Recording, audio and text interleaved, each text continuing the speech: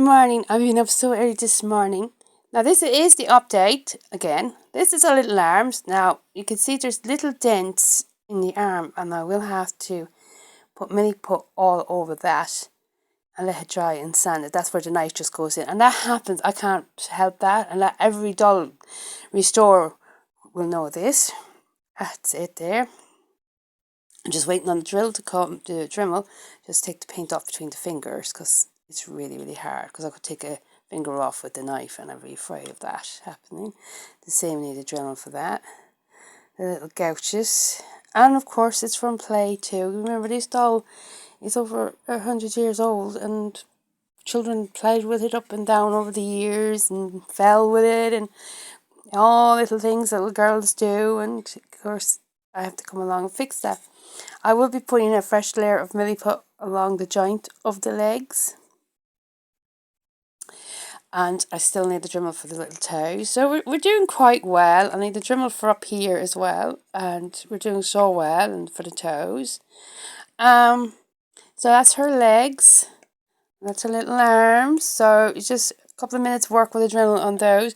Her head is the hardest job I ever done in my life. Now, just the neck, I need to Dremel, but I'm worried about the letters, the ideal company, and the date. I don't want to take them off her. Her face is nearly coming along. It's coming along. I was up very early this morning, so I got a good bit off. So it's acrylic paint. This doll was made with sawdust and glue, and she would need oil paint. But in the 1940s, plastic was coming. It was a whole new generation. And these would be known as old stock. And of course, little shops, toy shops would have grocery shops would have a little workshop in the back. So to get the doll, I never test these eyes. I better test them now and see are they plastic or I'll put her standing up and we'll see.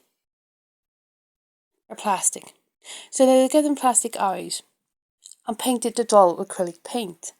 And it was new stock. She was like a new doll. And of course the little girl would want the doll. And that's how they got rid of the old stock. But the thing is, acrylic and wood, they have no relationship. There's nothing there. And it just chips away and comes away and it's just absolutely horrible.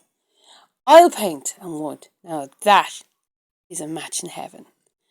I absolutely love wood. So that's what I'm going to do. Strip this doll all down, Milliput it and fix all the little dents it has in it, and let it dry and sand it and go over and see do I need to do it again.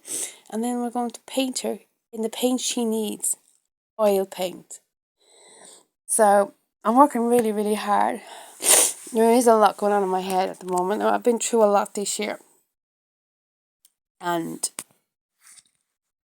this is just my recuperation. And it helped me get through what I went through.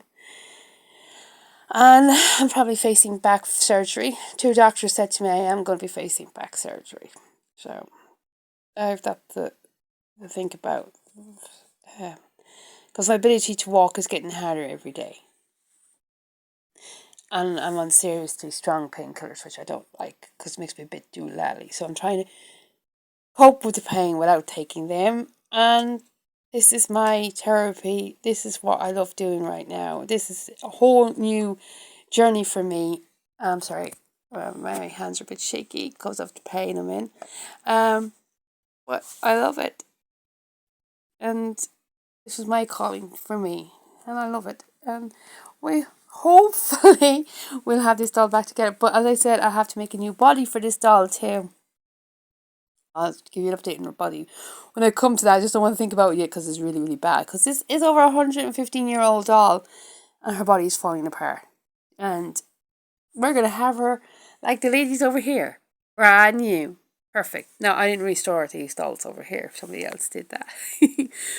But this is my little project. And I bought her for €20, so because of the state she was in. And I thought, so I'm actually bonding with the doll as I'm building. We're going through these steps together. I'm learning.